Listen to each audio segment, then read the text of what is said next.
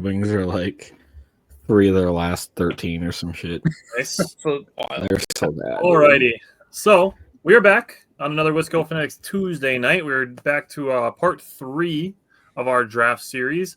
And today we are going through linebackers. So today we're each going to give our top 10 linebackers. We each have 2 to highlight. Keep in touch. Next week is our part 4. We are doing defensive line and edge. And then 2 weeks from now, we have corners. And the week of the draft, that Tuesday night, we were doing live mock drafts. So we're going to hit the intro and we're going to start talking linebackers. Welcome to another live episode of the Wisco Fanatics Show, where we discuss the Packers, Bucks, Brewers, Badgers football, and basketball from an optimistic perspective. Wisco Fanatics is brought to you by Cardboard Legacy, Wisconsin's most complete sports card shop. Buy, sell, grade, and consign all at their location in Oshkosh. Alrighty, so we've been doing our draft series from bottom to top. So we have 10 linebackers each, so we're going to start at linebacker number 10. Simon and Bryant have both gone first for something, so let's go to Jake. Jake, you can go first for linebackers. Hit me with your number 10 linebacker. My number 10 is actually my first guy. It's Kobe King out of Penn State. He's 6'1", 245, ran a 4.6, 940. He comes in as a guy who's elite versus the run. He has really good hands, and he has an aggressive first step. He's a downhill thumper mentality. He's kind of just a two-down linebacker, which is why he's number 10 on my list. He's always around the football, which is why he snuck onto my list, actually, because, you just like those guys that are always around the ball, especially linebackers. He doesn't have top straight line speed. He get beat to the edge a couple times versus quicker competition, quicker running backs, and wide receivers on some end arounds. And his cover skills are a work in progress. But if you're looking for a guy that's just going to come in and give you 2 downs of elite run-stopping football, he's your guy, in my opinion. All right, Bryant, who's your number 10? Jeffrey Bassa. All right. Simon, who's your number 10? So I'm dumb. I did 15. Why not? All right, just 15 for 10. You. All right. Number 10 is actually my guys too. It's Smile Mondin. So he's 22 years old, 6'3", 6'2". It kind of just depends on where you look. Some people list him really small, and it's all inconsistent. The weight, the height, they're all going to be different. So it just depends on where you look. But if you look at him, he's kind of like a smaller stature guy. But he's an athlete. He has elite explosiveness. He's 97th percentile in the broad jump, 95th percentile in the 10-yard split. He has really good speed to stick in man coverage with tight ends, and he's a great tackler with a missed tackle rate of 5.2%, which is damn near at the top. Like I said, he's a little smaller, and he's a little slow on processing the play, make him late on some plays, and he also has a small injury history worth noting. All right. Number 10 is where I have Sean Dolak. So, Jake, who's your number 9? That's where I have Jalen Walker out of Indiana. Interesting. Brian, who's your number 9? I have Cody Simon out of Ohio. Right? Yeah. I knew when that guy saw that guy's last name, I wasn't going to like him, so. Understandable. Simon, who's your number 9? I have Kobe King, number 9. All right. Number 9 is where I have Jeffrey Bassa. Jake, who's your number 8? My number 8 is Jeffrey Bassa. I know somebody's going to talk about him later, but after you're done, just let me chime in real quick. All right. Brian, who's your number 8? That's where I have Smale Mondin, who Simon talked about. Justin, welcome back. Number 8, I also have Smile Mondin, so I'm just going to jump in on that quick. Simon, who's your number 8? I have Danny Stutzman, number 8. All right. Top 7. Jake, who's your number 7 linebacker? That's where I have Danny Stutzman. I could have had him higher, but he's a little bit of an arm tackler. All right. Steve said he's excited to hear the Brian Bosworth breakdown. Brian, who's your number 7? Yeah, Chris Paul Jr. I heard he can really cross over defenders. So yeah, point God. Got to have a second career here. Simon, who's your number 7? Number 7, I have Jeffrey Boston, number 7. He's 22 years old, 6'2", 235. Kind of like Smile. He's a little smaller, so you'll see him anywhere between 6'1", 225, 6'2", 235. He's good in cover. He has good coverage instincts due to his background as a safety. He has good timing on his blitzes. He's not shy about getting dirty and really tries to drive through his tackles. And he only missed 5 tackles last year, which you love. Like I said, he lacks a lot of size to stand up to some offensive linemen. Sometimes he lacks the patience and runs past when he's the backside defender, and sometimes he can take inconsistent angles on outside runs. Dang, you covered most of it. You did a good job. All right. I'm just going to give you some high school stats on him real quick. Here we go. Here we go. I'm just kidding. No, I was going to talk about how he originally was a safety. So he's kind of the opposite of Kobe King, where he's like elite in coverage and he struggles sometimes in the run. He gets kind of washed up because he's a little bit smaller. So good job, Simon. You covered everything I was going to say. Justin said he likes Mondon a lot. He watched him all year, and he's really good.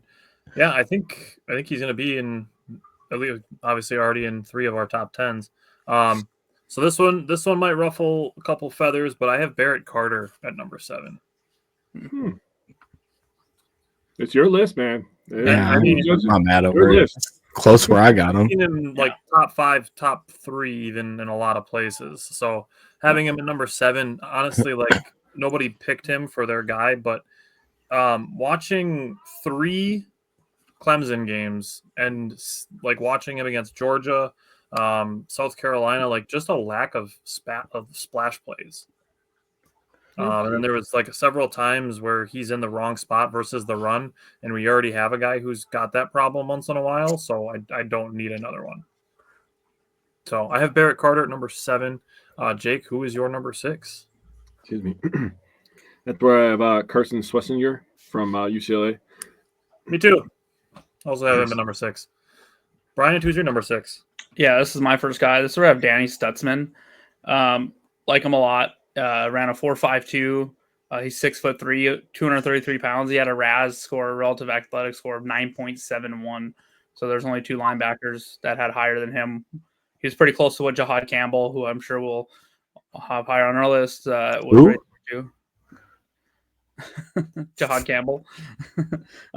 So strong instincts and play recognition. He just reads and adjusts instantly to what his keys tell him. So that tells me he can read the play and see what's going on. Strong in the run game and run game recognition. When I was watching him, I was thinking, well, that could be a potential McDuffie replacement. I just don't think he'll fall far enough. I think you'd have to reach like the 5th round for us to take a linebacker, especially because we kind of still have to figure out who we have in Tyron Hopper, and Tyron Hopper is very explosive linebacker as well. So slippery and can move through traffic pretty smoothly.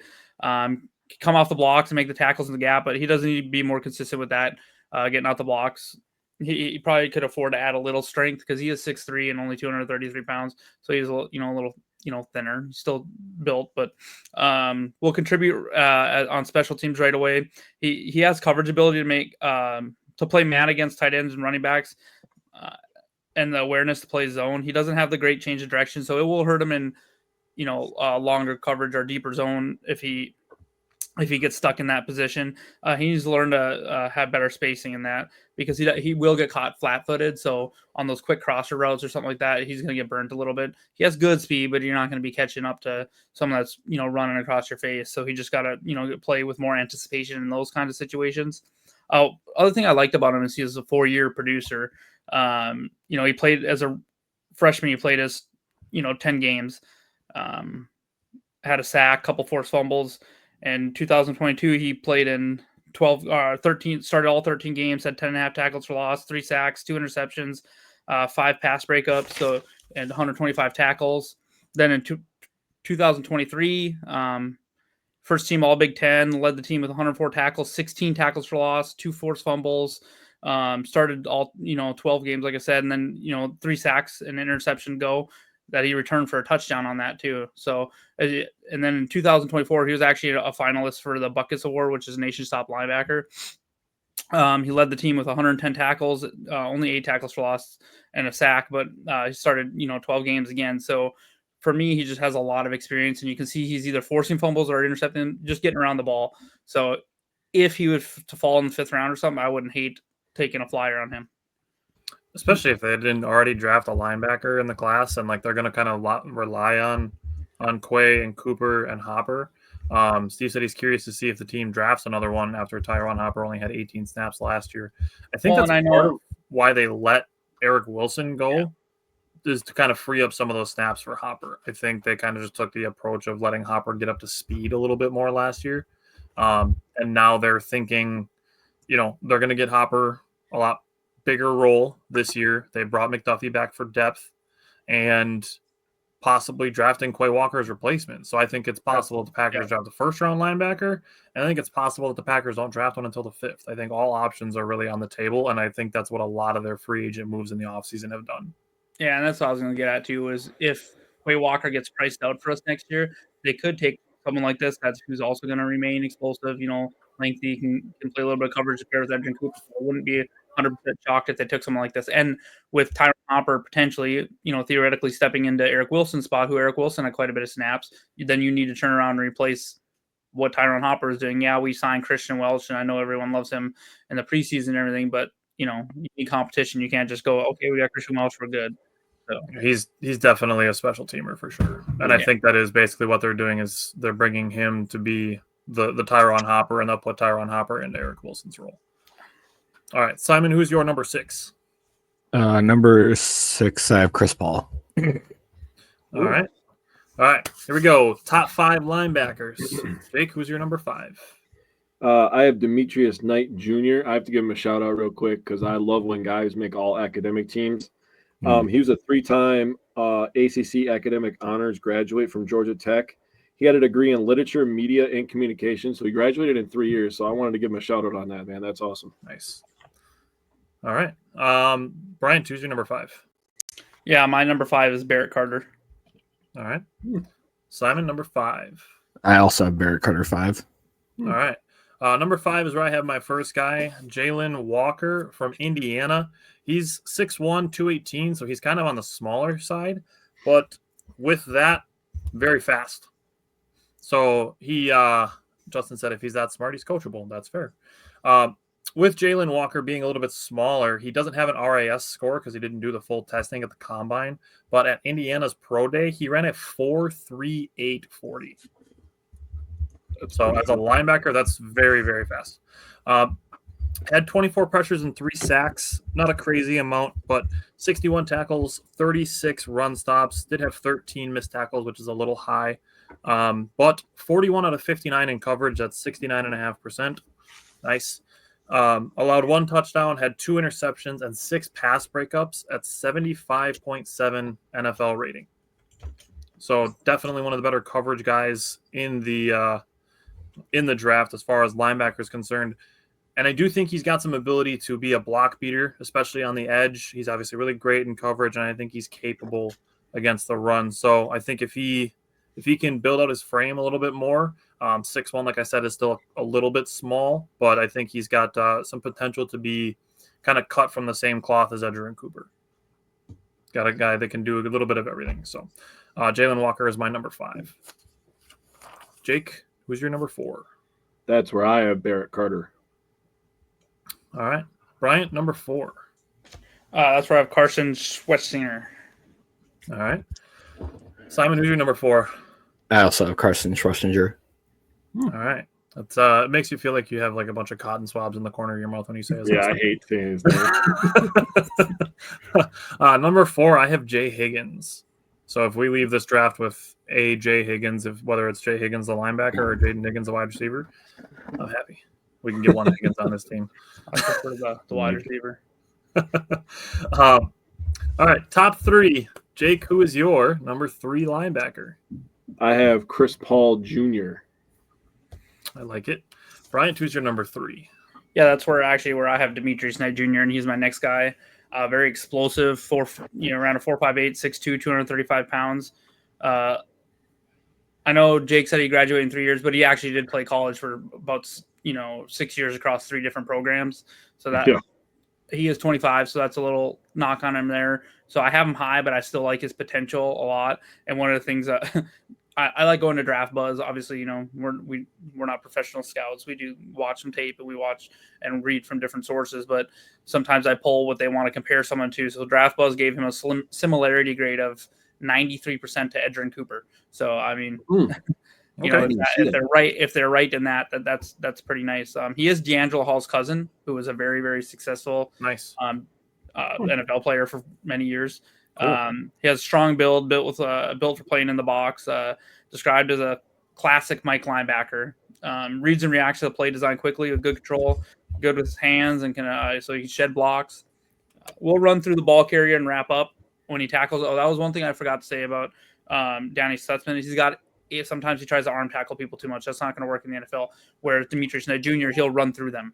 So he's able to drop into zone and read the QB's eyes. He does lack in lateral and short quickness a little bit. So he's going to have to rely on his ability, his instincts to quickly read the play to make sure he gets to where he needs to be.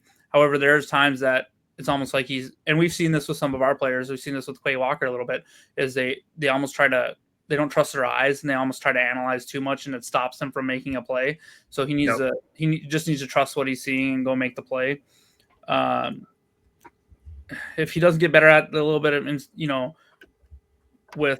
this is why I maybe he's not going to be Edgerrin Cooper, but if he doesn't get better at, zone coverage a little bit, I do think he could end up being a 2-down linebacker. Not saying that those don't have a lot of value, especially if they're good against the run like he is. So, I did put him higher on my list because I just think his ceiling is pretty high if he can fully reach his full potential. So a couple stats. Other thing is he played 6 years and across 3 programs, but he really only started for 2 years. So that's a little concerning to me. But in those 2 years in Charlotte, first team All-American athletic conference, led team with 96 tackles, 3 interceptions, 5.5 tackles for loss, a sack and a half. He returned 1 for a touchdown for the interceptions, and he had 4 pass breakups. And then in 2024, he forced another 3 fumbles, played in 13 games with 10 starts, 2 tackles, a couple sacks, and an interception again. So I just really like his traits if he can put it all together. So he's my number 11, so he's just off my list. Yeah, and probably because you've probably seen a lot of stuff I was saying, but I'm kind of hoping that he reaches his full potential. Yeah, yeah, that's why we have 4 of us on here, and that's why we have a consensus. So we get a mix of kind of everything, different perspectives, which is something that we try to encourage is having multiple perspectives. So that's why we have 4 of us on here. So Simon, who is your number 3 linebacker? Demetrius Knight Jr. Excuse me. My stuff, Simon. Number 3 is where I have Jelani Walker from Georgia. Okay. Huh. All right, Jake, who is your number 2? That's where I have Jelani Walker from Georgia. He is my second and final guy. He has really, really powerful hands. He does a good job punching, extending his arms. He has nice long arms. He does a nice job with gap responsibility. And he uses those long arms and powerful punch to scan where ball handlers are. His 4.5 40 puts him in the 94th percentile in terms of speed. He is pretty good in coverage. He's better against tight ends from what I saw. Now, I don't watch the entire season or the entire 2 seasons of tape that he has available. But from what I saw, he did struggle a little bit against running backs. Now, when I tell you these stats, I want you guys to understand that he's working with Georgia where they're just pumping out NFL linebackers every single season. So he's not getting 100% or even the lion's share of snap count as it goes for Jalen Walker. In 2023, he had 20 tackles, 6 tackles for loss, and 5 sacks. And that's unlimited playing time. 5 sacks on limited playing time is crazy. So he has an ability to rush the passer, which is something that I feel like the inside linebackers in this draft kind of struggle with, and he's probably the best at that in my opinion. And then you go to 2024 where he got a bump in playing time. He had 60 tackles, 11 tackles for loss, 6.5 sacks, 2 passes defended, 2 fumble recoveries. 2024 Dick Butkus Award finalist. And I watched 1 whole game of his highlights, and that was Georgia at Texas, and he was absolutely the best player on the field for Georgia. Yep. 7 tackles, 3 tackles for loss, 3 sacks on the road. I mean, you're talking about playing against a top 3 team on the road when you need a win in that moment. The offense wasn't buzzing for Georgia either, and he absolutely was the star of the show. How many guys did we bring up from Texas on last week's show? That's what I'm saying, right? And more to come too. 4 guys that are going to get drafted this year, and he had And 3 sacks. more to come too. Yeah. And he was the best player on the field, I felt like, for a lot of that game. He was causing havoc. So pretty crazy that I'm talking this highly of him and he's my number 2, but it is what it is. Yeah, I'll differentiate why I had him lower than the other one when we get to that. Steve said Goody had to take notice. I mean, they might as well be the Packers minor league team at this point. Them in Philadelphia. Color of the G. That's all it is. All right, Bryant, who is your number 2 linebacker? That's where I have Jahad Campbell. All right, Ooh. Simon, who's your number 2? Jelon Walker. All right, my number 2 is also Jahad Campbell. So we can go around. Jake, who is your number 1 linebacker? I really want to talk about him, but I have Jahad Campbell. He's a Same. baller, dude. He's a baller. He reminds me of Brian Urlacher in a lot of ways, dude. Bryant, who's your number 1 linebacker? Jelon Walker. All right, Simon, who's your number 1? It's Jahad Campbell. All right, so we can talk about him really quick. None of us picked him as our linebackers before I give my number 1, who is obviously not Jahad Campbell because he was my number 2. The reason that I moved him from 1 to 2 and put my other guy at number 1 is because Jahad Campbell, right after the combine, had a shoulder surgery for a torn labrum. Yeah. That was why I moved him down a spot. He, in my mind, he did have a little bit of slow reaction on some RPOs. But other than that, like, he's got really no holes in his game. Had a 987 relative athletic score, which is great. Good in coverage, good blitzing. He can cover running backs and tight ends. Good against the run. I mean, what you guys want to say about him? I don't see any holes in his game. I'm gonna go before you real quick. Then I'm gonna let you put a nice little bow on it. Okay. The thing that really made him number 1 for me is he spent 20 plus snaps as a Mike Will and edge player versus Tennessee and Missouri. He did that twice last year. He's mega clutch. He had a game-changing strip sack versus South Carolina. He came up big versus LSU all game. He was probably the best player in the field for Alabama in that game. He had a scoop and score versus Tennessee, and he is really, really good against a quick passing game, which the Packers absolutely struggle with. And I was like, I can't not put this guy number 1. He would fit perfectly what the Packers need. Get rid of that quick passing game to the running backs or the tight ends. And I was like, dude, if they draft this guy, linebacker set for the next 15 years, dude. Yeah. Simon and Bryant, what do you guys want to say on Jahad Campbell? Go ahead, Simon. You remember last year when we were talking about like if the Packers draft, we were talking about like wide receivers and stuff, and we were talking about like how we don't really need them. But I was like, if they took Brian Thomas Jr., I'd be like ecstatic. Yeah. I feel that way about Jahad Campbell. Like we don't necessarily need him, but if the Packers picked him, I would not be that upset. I would be happy, dude. I'd be so happy. Hell yeah, dude. We're gonna stop the run. Hell yeah. I would fucking love it. Because then it wouldn't like it would be like, and this would be absolutely be like a Brian Gutekunst's future pick. Yep. Like not something we necessarily need right now, but into the future, like it's not like we'd have to hold on to like Quay Walker or like feel the need. That's the exact thing. Is he could replace Quay next year if they let him walk. Yep.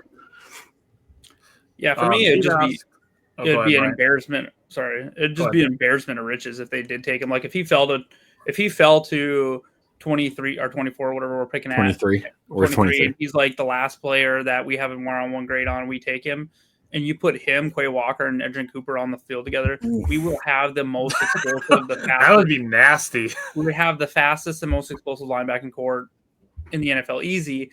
And if Jahad Campbell reaches potential and Edgerrin Cooper continues to develop, you're starting to look at like having a duo of like what San Francisco had for many years. Yeah. You know what I mean? Like, and where it completely changes the defense. So people would be pissed if we drafted Jahad Campbell until the season started and they're like, what the hell? And then, you know what I mean? Like, cause of course they want all a wide receiver and stuff, but if you added him to that room, and you never know, we might even extend Quay Walker at that point for a couple of years. Cause we still wouldn't have to pay Edge Cooper or Jahad for another couple of years. I mean, you could keep them together for 3 years, and you could have a seriously nasty linebacker core. Well, if you think about it, like, what if they do? I agree with what Simon said. I'd be so happy. Like, we're gonna be at the draft on Thursday. I'd be like, hell yeah, dude. We'd probably be like the only like 3 people. Yeah. I'd be like, hell yeah, dude. Everyone else is like, it'd be like you Houston did draft drafting Alex, JJ Watt. It also Yeah, right. it would free Quay Walker up to rush the pat. Like That's what I was gonna say. Maybe you can get the most out of Quay Walker. Having him just be a specialist in certain areas. The question's answering itself. Steve Yeah. asked if there's anybody that complements Edgerrin and Quay. I mean, you could take Jahad Campbell in the first round. Dude, that'd be sick because all 3 of them can rush the passer pretty well. Yeah. and they're all I fast. think Edge Cooper showed it a little bit last year too. Oh, Yeah. And I trust Cooper and Campbell both in coverage. I mean, Quay can cover a little bit, but Cooper is definitely the coverage guy. And we saw last season, like you were just talking about, Quay Walker, he's got some pass rushing chops. Yeah, he does. That speed So- at the second level would just be disgusting. I mean, So the last guy that I have, Jake mentioned his name already. My number 1 linebacker is Chris Paul Jr. I would have had him probably 2 if Jahad Campbell didn't have that shoulder surgery. That does freak me out a little bit. And there's not really a timetable on it because it's so fresh, and obviously he's not going to be really talking about it anytime soon, probably up until the draft. So Chris Paul Jr. from Ole Miss, he's 6'1", 235. He's got more size on him than my previous linebacker, Jalen Walker. 743 relative athletic score is a little bit lower than something that the Packers would pick, definitely in the first round. But I don't think Chris Paul would have to be picked in the first round. Had 24 pressures and 6 sacks, 8 quarterback hits in 2024, 73 tackles, only 4 misses, and had 54 run stops. So he's good rushing the passer. He's good against the run. And then in coverage, he did allow 27 receptions on 33 targets, which is 81.8%, which is high. When you consider the fact the linebackers play so close to the line of scrimmage, as long as he's keeping those things in front of him, I don't see that as a huge deal. And he allowed a 93.2 NFL rating, which is still slightly below average. So I do think he's got the versatility to be able to do all 3 things. Pass rush, play against the run, and play in coverage. David said Quay has some ability, continue to grow and mature. He needs to be used more to rush. And that's what we're at. That's what we're looking for in some of these linebackers, is guys that have complementary skill sets to be able to do more things and not have to stick Quay in the middle because Cooper is hurt or because other guys are hurt. Mm-hmm. Samael said, go Packers for life no matter what. Love that. Agreed. So the couple things with Chris Paul that really impressed me, obviously the versatility. He's got a great motor. He's very strong, and he has really good closing speed. So seeing him when quarterbacks leave the pocket, when he's playing one-on-one in space, being able to close that space and not get beat in space. That's a big thing we saw. Actually, we've seen the Packers have problems with it. Not so much in 2024 as in the previous couple of years under Joe Barry. They were better at it last year, but closing in space, especially against mobile quarterbacks, because now Caleb Williams, maybe not the greatest quarterback, but he can run. And JJ McCarthy has pretty good legs. Yeah, so I mean, if Had you're looking pretty at good playing legs. against quarterbacks that can run, having a guy that can close and play in space is good. There's one good thing.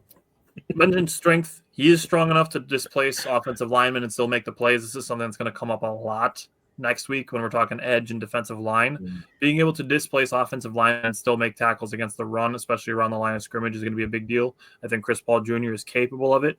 And the last thing that I'll say on him, this impressed me so much that it brought him to my number 1 linebacker. There's a play against LSU where Chris Paul Jr., a ball gets batted into the air, and Chris Paul Jr. goes up, not to try to intercept it, but taps it to his defensive lineman as he's going up with one of the players from LSU and makes a super easy interception for his defensive lineman. Nothing goes in the stat sheet for Chris Paul on that play. That's something you will only see if you actually watch the tape, watch the games. It's such a heads-up play to not try to go up and jump with the other player, but to just tap it to your guy who's just sitting there wide open. He did a Brook Lopez rebound. it made such an impression on me. Like when I was watching other players from LSU's defense, and then I see that play happen, and then I come back later to watch that game again to do the linebackers, and then be like, oh shit, that was Chris Paul that did that. So that really made a big impression on me. The heads up play, the football IQ that he showed on that play really stood out to me. So Chris Paul with the assist, per usual. Hey, Ah, hey, I like it. well played. He also had over I'll put 300 that- snaps put that. on special teams, so he could play. He played special teams as well, so he knows that area of the field as well. So Chris Paul actually he's a really interesting recruit. Yeah, and 1,579 career snaps, so he's got some good experience. And I think to a point of not being like overworked either. Mm-hmm. One thing that I did forget to say on Carson Schweschinger, Yeah. You're doing great, is man. when researching him, I saw an interview where he says he models his game after Luke Kuechly, Mac Milano, Fred Warner, and Roquan Smith. Those are some people to look up to. I will say that. For sure. Yeah, Justin said like a pick and roll. Samael said Donovan Ezeraku, the defensive end from Boston College, will love if we get this player. Come back next week. Next week is going to be defensive line and edge. So next week still is going to be definitely much longer than this week's show. We just had linebackers on this one, so just a quick hitter. Next week is going to be longer because we have 2 position groups. Last week we did offensive line, so we had 3 position groups. And then we're going to wrap it up, our draft series, with cornerbacks. And hopefully by then we have a little bit more news on Jair Alexander. As far as today went, the meetings are going on with coaches and GMs, and we got a little bit of clarity on some of the stuff that's going on with the Packers. Mainly that Elton Jenkins was confirmed to be moving to center. That's the big thing there. We're still a little bit unsure what's going to happen with Jair, so hopefully we get some answers on that. Then we have a bunch of rule changes coming to the NFL this season. So the main ones, the kickoff, the touchback is now moving to the 35-yard line. This is something we were kind of not in favor of. So stupid. I agree. Move the kicker back. Move the kicker back. Yep. This is not a hard thing. It's instead of punishing them for doing what you don't want them to do, make it harder for them to not do the thing you want to do. Don't make the punishment stronger. Make the thing you don't want them to do harder to do. Yeah. Instead of penalizing them more for doing it. Like and here's the thing. My biggest thing with this, all right? My biggest thing with this is now in the last 10 years, you have taken the touchback from the 20 to the 35-yard line. You're making it 15 less yards of offense that teams need to score when offense is what people want to watch. Yeah. People don't want to see as many kickoff returns as they want to see offenses. There's probably 10 guys, maybe 15 guys that can accurately throw the ball from the 35-yard line to the opposite end zone. Yeah. Also, now you can hit a quick taking away offense that people want to watch. And with these kickers in the NFL, now you can throw an 18-yard slant on the first play of the drive and you're in field goal range. Fucking A, dude. It's stupid. It's so dumb. Kickers, so man. dumb. Stop yeah. moving the touchback farther out. Like I said, you're making less offense. Yeah. That's where people are watching the NFL. They want to see offense. Yeah, you're kind of taking away some of the late game drama too. Like, imagine having a big time drive to tie a game on the road in the playoffs, and the team, they kick the ball out of the end zone or whatever, and they get the ball to 35. Now, like Brian said, they only need to make 1 or 2 little passes, and then they can kick a field goal for a chance to win. Like, what is the excitement in that, dude? That's not exciting. You didn't earn anything. Yeah, I mean, you're talking 25 yards, and you're comfortable. Yeah. Justin said, just leave the kickoff rule like it was originally. It was exciting, no offense, but the guys get paid millions knowing the possible consequences of playing the game. I mean, if you're looking at it, what's going to increase the amount of balls that land between the 20 and the end zone? I don't think penalizing them for not kicking it there is going to be the thing that increases that. It's so easy just to put the kicker further back. It's not like it's people are, well, the kicker's a part of the tackling team. How often do you see a kicker? The only time you ever see a kicker come in on a tackle is if it's the last line of defense. So they're further back to be more of a defense. I just think it's so stupid to move it to the 35. Yeah, Yeah. I agree. Steve, I saw your comment and I am skipping it. I am not attempting to say this. You can say it 5 times fast, Steve. Suffering Thanks. Succotash Westinger. All right, Brian Yeah, said it boy. once. But Also, did you back to Goody real quick? Did you see that he did say that Morgan's going to have a chance to compete at left tackle? So Yes, Yeah. big fan of that as well. There's I think plenty of Oh, sorry. possibility where Morgan starts at left tackle and Rasheed Walker becomes the swing and plays, the Yash Nyman role. I think it's possible that Morgan occupies that role this year and backs up basically 4 out of the 5 offensive line spots, and then next year starts at left tackle. I think all of those things are on the table. I would love if Jordan Morgan showed enough this offseason to win the job from Rasheed Walker. Same. That would make last year's first-round pick look like a slam dunk. yeah, I'd also like if Rasheed Walker was just playing in Cincinnati and we took one of their players. I'm I not going guess, to I guess the question for Jordan me, Morgan would have to pan out for that to be worth it, though. So Morgan was slated to start at right guard. They said that he has left tackle feet, so they're going to let him try left tackle. I guess the question for me is Walker better at left tackle than Ryan is at right guard? And the answer for me is yes. So then if you're putting the best 5 out there, you're putting Morgan at right guard, right? That's the best 5 then, correct? I feel like Sean Maybe. Ryan Is Morgan more talented than Ryan? I think Ryan with more playing time has a chance to. I'm He got fine pushed leaving into Ryan Jordan a lot, and I mean he does fine. He don't get me wrong, he's fine. It's not he. I'm not saying he's horrible, but you invested a first-round pick in Morgan, so he's Yeah. gonna have to start eventually. Like he has to No, start. I'm talking about Rasheed Walker, not playing, and Jordan Morgan being at left tackle and Ryan still being at right guard. Yeah, but Walker, I don't feel like Walker was a problem at all. Like I thought he was actually really good last year. Walker's not. I don't think either of them are a problem. They're kind of in the same tier for me. Yeah, Like they're good enough to start, but like neither of them are going to be like Pro Bowl players. Hopefully Steve not. asked, did you guys hear an alternative to Walker being traded? It was proposed on Locked On Packers today, trading Elton. See, Yeah, okay. You want to know why I don't listen to Locked On Packers? Yeah, I don't listen to any of the Locked On shows. Either do I. I don't have a respect for them, just like I don't have a respect for any of the IKE shows. Oh, Like they literally just said that Elton Jenkins is going to be their starting center. This is not happening. And I know, Steve, that you were not suggesting this. You're just bringing it up that somebody else suggested it. This is not happening. Elton Jenkins is not getting traded. If anybody on this offensive line is getting traded, it's Rasheed Walker. Yeah. I don't know. I don't think is going to happen. It's just like also a depth issue too. Yeah.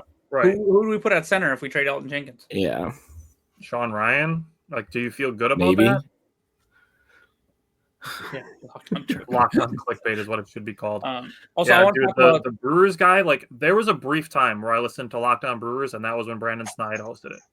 He's going back on there. Respect for Brandon Snide because he started his shows right around the same time that we did. Yeah. So I have a very healthy respect for Brandon Snide. The dude that took over for him, that Chuck dude, I do not like him. He is negative. He is whiny. I do not care for it. And like Justin said, Locked On clickbait. There's other outlets that we've talked about, Wisconsin sports clickbait. We've discussed that as well. We really, really try to not make our stuff any sort of like speculative stuff. Yeah. Like we'll post some mock drafts, we'll do stuff like that. That's just kind of going through the process and saying how different things are going to look. We're not going to be putting stuff out there like that. That's just not happening at all, just for the sake of getting people to comment and stuff.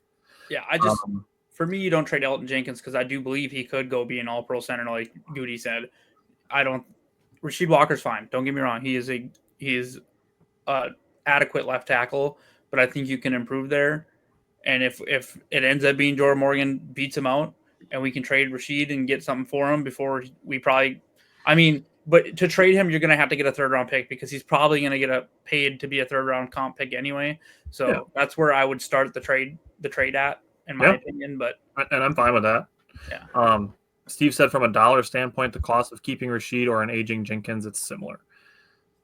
But I just don't think that there's a skill comparison there. Elton Jenkins, in my mind, is a far better either guard spot or center than Rasheed Walker as left tackle.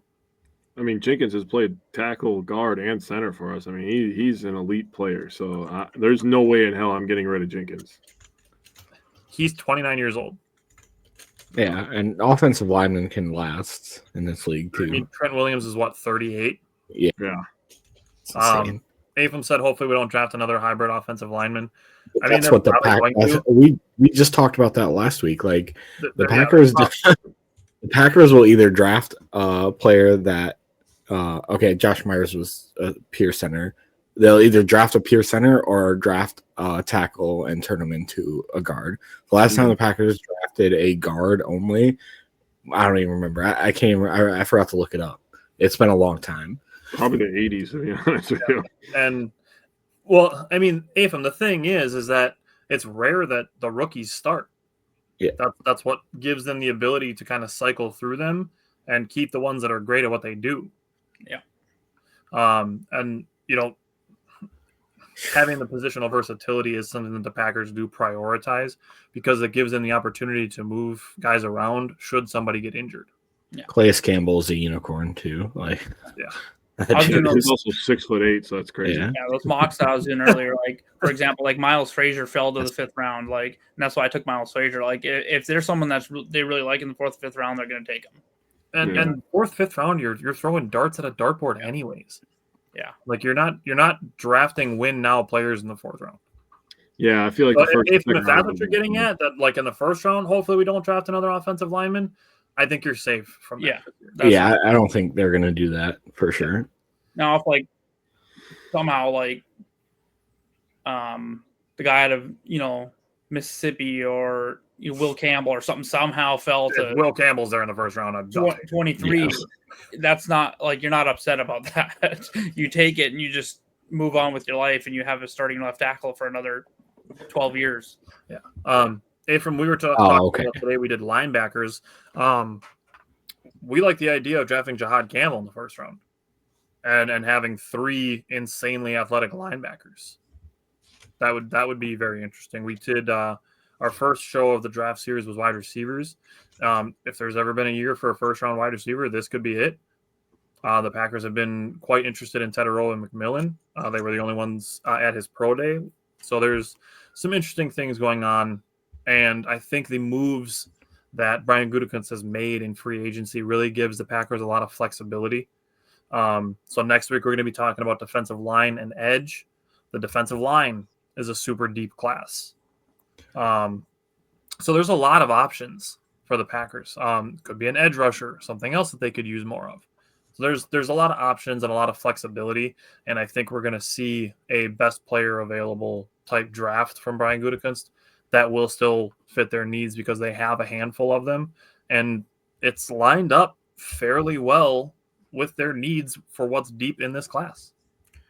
Yeah, I think speaking of like edge rushers, I think Gutekunst's comments about like what did he say? I can't remember his exact wording, but yeah, he basically said they didn't feel like edge was that big of a need. They didn't have to reach for it. Essentially, is what I think he was getting at. Yeah, I think for one, they fired their defensive line coach, who it seems like he couldn't get nothing out of it. Yeah, it seems like, and it sounds like it just keeps getting worse. Like people were not impressed with him. So I feel like unless someone that we really want drops to us, I don't think that you might not see a one draft until the 3rd or 4th round. I think range too. I think it's kind of the opposite, though. To me, I didn't read. First of all, I didn't read into the full like what exactly he said or anything, but like that could also just be like GM speak. Like he's not tipping his hand, and he's also not like disparaging his own players at the same time. And then if he does draft one in the 1st round, or he like trades up or whatever the case is, then it's like, oh, we really love this player where he was at the top of our board and we just couldn't miss out on him or something like that. So like, I don't know. I think people looked way too far into it and they were like, oh, our edge room is so fucking garbage. I don't know. Not But chasing our edge. offense That's what it was, back, Steve. that's a Thank bigger you. issue, in my opinion. Our defense could be solid with more DBs. And 2 weeks from today, we're going to do corners. So we'll have a cornerback episode. Obviously, we're not drafting any more safeties because Gutekunst was like, safety's no longer a problem, guys. We're going to sign Xavier McKinney and then draft 3. And 2 of them will turn out to be really good right away. Last thing I want to bring up too is everyone, when it originally came out, was that Green Bay was wanting to ban the tush push. Oh, that's weak. That's whatever. Well, guess what? 16 other teams came out and voted in favor of that. What that tells me is that we were the ones that said, hey, this is probably not, whatever. You can have your opinions about it. My problem is that I feel like it's a penalty every time. I feel like they're in the neutral zone almost every time, So, and the offensive line's allowed to dive at knees. And so, I just wanted to say it was a 50-50 wash right now. So everyone that was ragging on the Packers for there's other teams that were thinking it too. So Jake and I had a conversation about this today. Yep. And basically the thing is you can't do the exact same thing on the defensive side of the ball. Yep. They stopped allowing players from the defense to push other players from the defense because of injury risk. And now offenses are doing it, and it's supposed to be okay. And Matt LaFleur and Sean McVay have both said it's more like a rugby play than a football play. Yeah. That's where I'm at with it. Like it's a scrum in rugby. They literally line up in a triangle shape, which is what they're doing with the tush push. Well, it's almost like a rugby play, but in rugby, both sides get to push each other. Exactly. Where in this case, it's the offense who has the advantage. Yeah. And the thing that really bothers me is the Eagles fans that are like, well, it works because Jalen Hurts squats 600 pounds. Okay, then do a quarterback sneak and tell me how good that works. Don't have him have 2 other people who squat 400 pounds behind him pushing. And I wanted to laugh. Like, I like AJ Dillon. He's a nice guy and all. But when I was in this argument with this Eagles fan, he said, no, it's no worry. If they ban it, we have Saquon Barkley and AJ Dillon to pick up the 1-yard gains. Buddy, you are in for a world of hurt when AJ Dillon trips for a 1-yard run, dude, on a 4th and 1. You're going to be fucking livid, dude. Yeah. But also, Justin brought up jumping on the line on a field goal. They stopped that because injury risk too. Yeah. The last thing I'm going to say, and I said this to Tyler on the phone. Okay, if the Eagles are so good at it, let's let the D tackles move in. Let's let the linebackers push the D tackles into the offense. And when we have 6 quarterbacks that are on IR and we're getting a shitty product on Sundays, and there's billions and billions of dollar product, and these 6 backup quarterbacks are playing, we're getting a shitty product, then people will want to ban it because quarterbacks have broken necks and broken legs and broken hands. That's when something will change. Last thing I want to say about it is I think Nick Sirianni, well, we all know he's a douche, but to come out and basically say that, oh, like Kellen Moore only has a head coaching job because of this play. Kellen Moore was a dude before he came to Philly. Dude, like, Kellen Moore has been doing good on offenses since he was in Dallas. He is such a loser to come out and say that about 3 of his coordinators that got hired. And then the only other thing I can think of is if they don't ban it, what's going to happen is the team's finally going to look at their linebacker and say, as soon as they line up into it, I want you to run. I don't care that we're going to get the 5-yard penalty because they're going to get the first down anyway because it's almost impossible to stop. And I want you to put your shoulder right into Jalen Hurts' top of his head or something and just get the penalty that way. Because there's going to be malicious intent at some point. Somebody's going to end up getting hurt. It's going to be a bad look for the league. And it's going to be like, well, now everybody thinks Green Bay is smart because we're the first ones that were brave enough to bring it up and talk about it. It's going to get to a point where something like you just said is going to happen. And then they're going to be like, why didn't they ban this 2 years ago? Yeah. Because you take the biggest idiot, on the defensive side and say, just torpedo dive over it and just smoke him right in the top of the head at this point. Hell yeah, 90s and as bad basketball. as that sounds, it's going to happen. You know what I mean? 90s basketball. So Justin brought up something that I said to Jake today too. That it's basically you're just shoving everybody forward for a yard. Football is built on having one-on-one collisions and seeing who can win. That's what people want to see too. They want to see you turn around, hand it off to your running back, and see a hole open up and a linebacker coming through, and you get a linebacker and a running back, and whoever's going to win is going to determine who gets the ball. Yeah. That's what people want to see. They don't want to see 7 guys in a 4-yard space line up and push the guy's ass in front of them.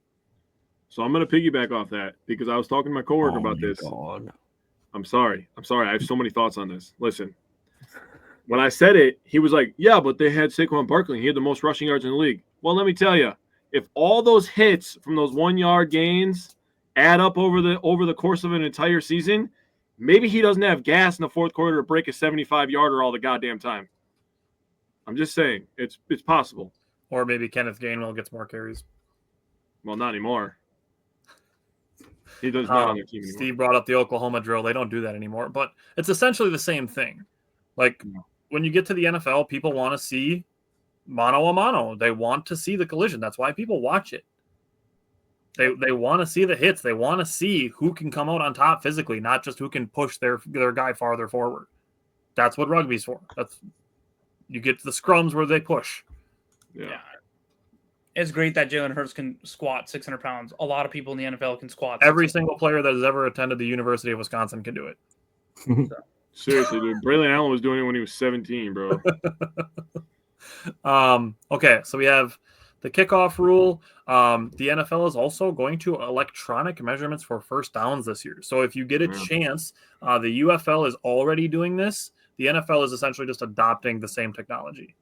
Mm-hmm. So they're going to electronically measure UFL first has downs. added some value just for the fact that they're bringing different stuff. Yeah, and it's Yeah, a cool thing. It's like the review in tennis where you can see if the ball hits the line or not. You get the electronic view of the first down marker instead of waiting 10 minutes and a guy to come out with a fucking note card to be like, oh, not a first down. Like, yeah, a multi-billion-dollar industry. It just sucks for the Bills that it kind of reminds me of our Fail Mary or the play against the Saints and the Rams. Someone had to basically get something torn away from them to have a change. Because I mean, you gotta be hard pressed to find someone that says that Josh Allen didn't get that first down in that playoff game, and most of them are just Chiefs fans. So you know what I mean? Like the only thing this will add in is, okay, now when did the knee go down? Essentially. Justin said, I'm sure Caleb is a fan of the tush push. Yeah, I'm sure he is. What was the third rule? It was the kickoffs, the first down markers. What was the other rule that they changed? Well, they expanded. Overtime. They expanded. Oh, the overtime. Yes, overtime. Yeah, and they expanded replay assist. Yep, they expanded that too. Yeah. So that's where we're at with rule changes. The tush push thing is tabled until May, and the playoff seeding thing is tabled until May.